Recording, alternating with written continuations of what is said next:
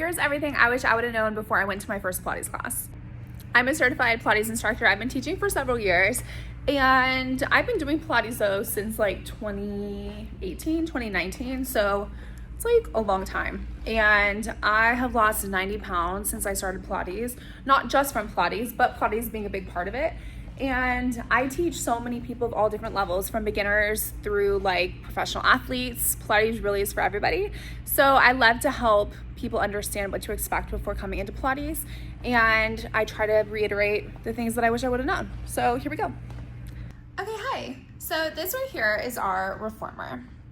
And every studio has a different brand of reformer. These are balanced body Rialtos.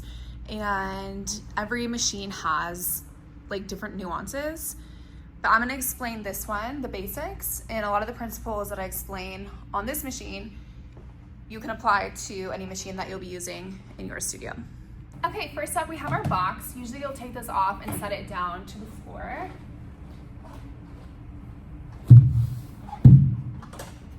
There's a foot strap that you'll use for certain series in Pilates that's usually in the front. Unless you're using it, it can usually just kind of do its own thing and show where it is. And then we have our carriage. This is the part of the machine that moves. It's connected to spring tension, which you'll see right here. And every machine has different colored springs. So this machine, Balanced Body Rialto, has 3 red springs, a blue spring, and a yellow spring. On this machine, the red springs are the heavy springs, the blue spring is the like medium tension, and then the yellow spring is the light spring. Up here, we have our platform. And this right here is our foot bar. For this machine, to adjust it, you squeeze in on the sides. You can slide it up and down and then make sure it locks back in place. We have our shoulder blocks here. In between the shoulder blocks, we have a headrest. You can lift the headrest up or down. There are certain moves where you're gonna wanna make sure it's down. So your instructor will usually cue you through those instances where it's best to keep it down to protect your spine. Behind the shoulder blocks, we have our straps. We have a long strap and a short strap. Some studios just have one length of strap, but this one we have both. You'll hang it up on the hooks. And then we have our frame of the machine here. All throughout class, your instructor is going to be calling out different cues. For example, you might start with footwork, and the instructor might say, we're going to go to 2 reds and a blue. Or they might say, we're going to do all springs on. You'll just be listening throughout class for the instructor to tell you what springs to keep on and what springs to take off. This is a different angle of the foot bar area with our springs down here. So when you go to change your springs in class, you want to make sure that you put on the next spring setting before you take off the other ones.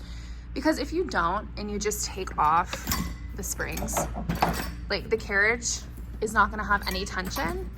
And it can go back into the well. And we don't really want that. So you wanna make sure that if you have, for example, a red spring on, and your instructor says, we're gonna go to a yellow spring, you would then grab the yellow spring, put it on, and then take off the red spring. And now you have spring tension so that the carriage doesn't just go away. And then the platform area is different on each machine. This one has a little padding and you lift it up. And then this section actually can come out and you can place it back in. But just be mindful that sometimes this part of the machine does move. And then usually for reformer classes, you'll need to wear grip socks. Most studios will sell them, like here. And there's so many cute styles, like so many cute brands over the past several years have come up with like the most adorable things. But you'll usually need these. Some studios let you go barefoot, but I personally prefer socks. I think it's good for hygiene. And I also think it's like safer because you have support for your feet on that machine. So if you don't have some, usually the studio will sell some. You might want to call and check ahead of time. Otherwise, you can get some on like Amazon or order them from somewhere online. Some other things I wish I would have known are that it's super important to get to class early because especially if you're new, you need time to settle in, to learn the machine, to talk to your instructor, to disclose if you have any injuries or any goals that you're trying to reach with Pilates. So it's super important to get to class early. Make sure that you give yourself time so you're not rushing in, missing the warm up. And also some studios will like lock the door right at start time. So with Pilates, start time is like, you better be on your machine ready to go. It's better safe than sorry. Just give yourself that extra time. It'll help you settle into the body before you get moving. Lastly, I think it's really important to make sure that you feel comfortable disclosing to your instructor if you do have injuries or you do have anything going on, whether you're pregnant, you're recovering from anything. And I hope you enjoy Pilates and have the best time. It truly can be the most life-changing form of exercise. It's changed my life, and I love to spread the joy to other people. So if you have any questions or anything you want clarification on, feel free to leave a comment, follow along, and let me know what kind of Pilates content you would love to see. See you next time.